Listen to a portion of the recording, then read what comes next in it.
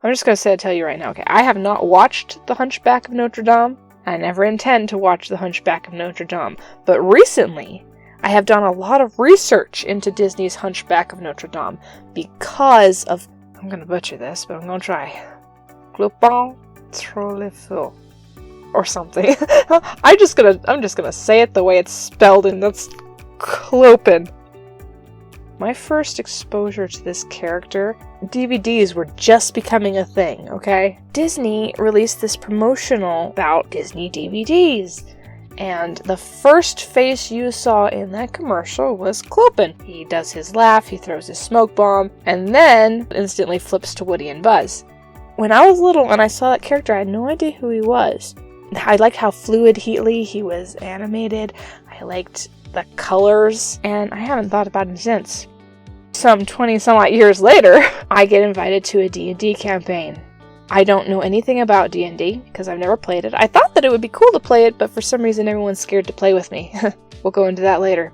I get invited to join my brother's D&D campaign, or he wants to practice DMing, so goodness knows I have a lot of characters. I figure I'm not going to use a pre-made character, because I know the DM can kill people. I figure if I just copy and paste a character, then I won't have any emotional attachment to it, and if it dies, it won't be any skin off my nose.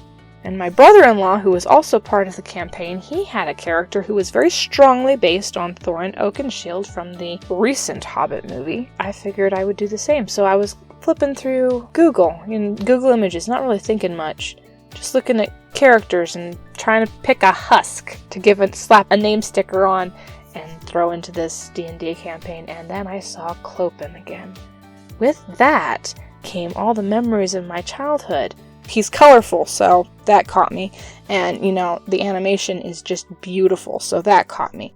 Nothing is more appealing with beautiful animation than a lot of movement, and I'd have to say of all the characters that he moves the most. Must have been such a nightmare to animate. Anyway, my dopamine plant ate him. So yeah, because I didn't know anything about him actually, I had never watched the movie or anything, I built a character around him, and that character became known as Clopin Vano Kolompar, or Vano for short. And the campaign never happened. So, yeah. I've never been a part of a D&D campaign ever. The funny thing is, Vano is now one of my most favorite characters that I've ever created. I love him to pieces. My family loves him to pieces. Everyone I ever introduce him to, they just love him to pieces. So after Vano was created, I decided to research Clopin more in depth. My dopamine plant was chewing on him. It wanted more information about him. I've read the Wikipedia page, I've read the Disney Wiki page, I've looked at clips, I've watched clips, I've read people who've watched the movie, their take on it, and I've done as much research as I possibly can without watching the movie, and like I said, I'm never going to watch that movie, because I can't deal with that level of intensity, I don't think. I like my intensity to be strictly fictional. For instance, these people are being oppressed because they look different, or because of this culture and this guy doesn't agree with them, so they're gonna wipe them all out. That's very real. I don't like real intensity. Anyway, so basically what I've discovered about Clopin is he is a little, trying to find a friendly word for this, I'm gonna say Clopin is cheeky. He's a jerk. He's a jerk is what he is, but he's like a lovable, endearing sort of jerk. It's an endearing sort of jerkism. I saw a deleted scene, a storyboard about a song called As Long As There Is a Moon or something, and I personally would have loved to see that come to an animation simply because we got to see more of Clopin. He's still picking on Phoebus, but he's clearly supportive of Phoebus and Esmeralda being together, as long as Phoebus follows the customs of their people. And then he's also always pulling Quasi into it. He won't let Quasi be sidelined. Quasi's so used to being rejected and stuff, and in this little scene you can see Clopin is not allowing it. He's not allowing him to hide. He's not allowing him to... He's like the extrovert who adopts the introvert, I personally would have loved to see it, and... But anyway, I've always kind of wondered, there are side characters that I've wanted to see get their own movie. I don't care about the animal sidekick. The animal sidekick does its job. I mean an actual, honest-to-goodness side character. I mean, I can't even imagine what a story about Clopin would be like, but I think it would be fun.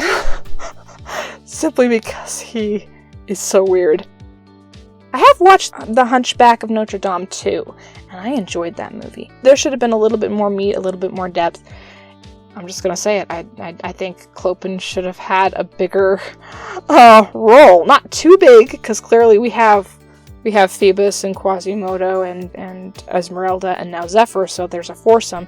And then we have Madeline that we're trying to throw in there, which is if it's no longer a threesome in need of a four.